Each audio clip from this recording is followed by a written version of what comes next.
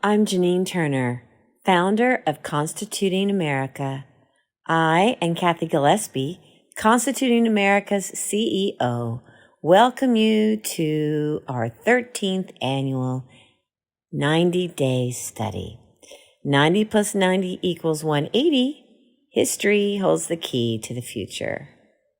We thank you for joining us, and we thank you for Amanda Hughes for orchestrating these wonderful studies.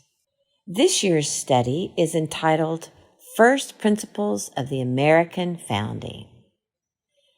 Today is Essay 17, Principle of America's National Sovereignty. Guest essayist Chris Burkett.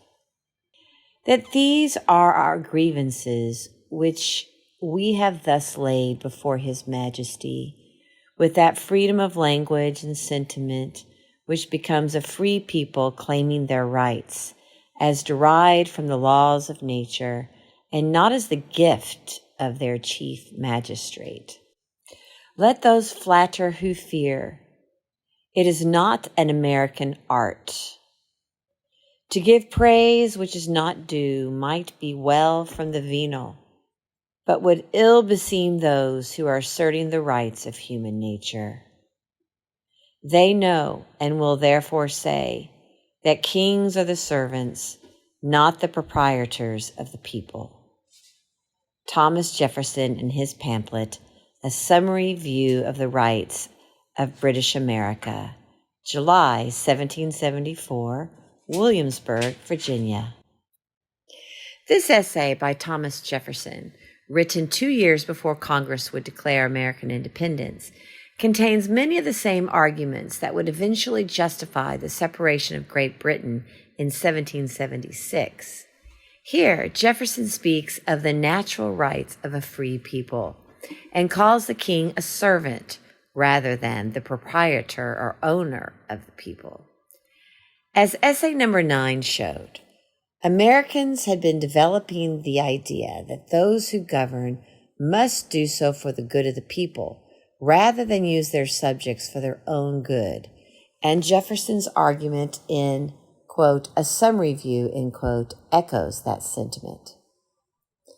It is important to note that the quote from Thomas Jefferson's Summary View of the Rights of British America reveals that the American Revolution involved more than the legal separation of the United States from Great Britain.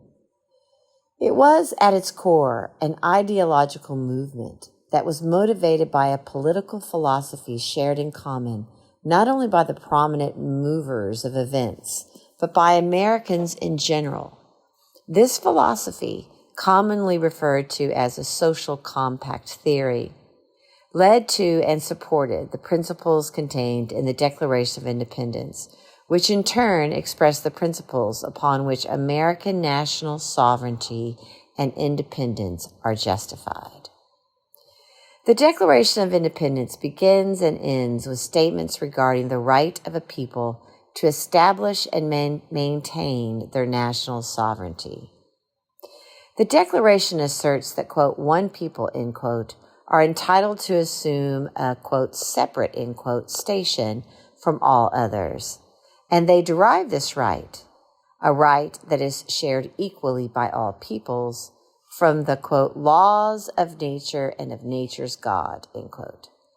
It begins with the claim that the laws of nature and nature's God entitle one people, when necessary, to dissolve the political bands which have connected them with another, and to assume among the powers of the earth a separate and equal station.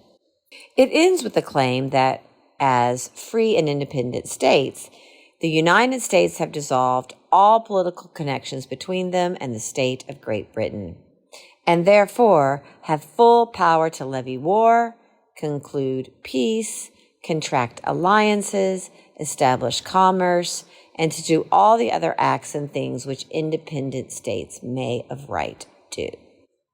The opening and closing paragraphs of the Declaration of Independence, therefore, have this principle in common. For a people or nation to be free and independent, it must totally dissolve all political connection between them and other nations.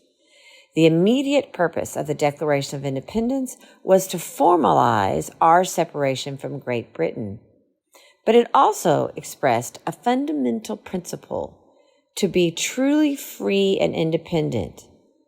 Example, sovereign over its own affairs. The United States ought to have no political connection with any other nation. Like individual liberty, national independence is necessary to allow one people, through their government, to decide for themselves how best to secure and exercise their individual liberty. The first paragraph of the Declaration of Independence, therefore, transposed the principle of individual liberty to apply to whole peoples and nations. Nations are described as having the right, by the laws of nature and of nature's God, to an equal station as free and independent states. And individuals are described as having the equal, unalienable, or natural right to liberty.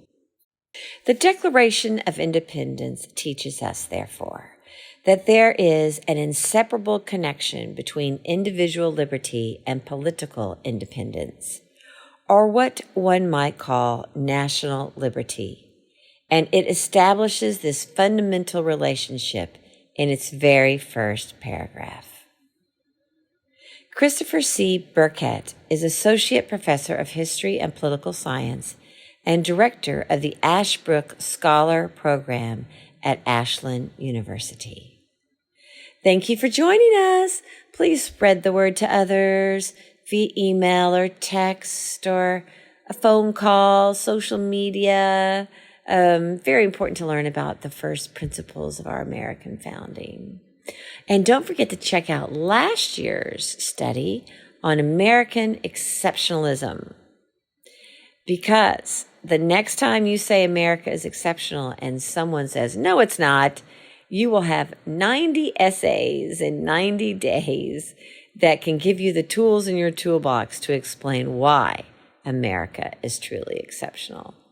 And of course, that is based upon our founding documents, the United States Constitution and the Federalist Papers. Have a wonderful day, and we'll meet you back here tomorrow for Essay 18.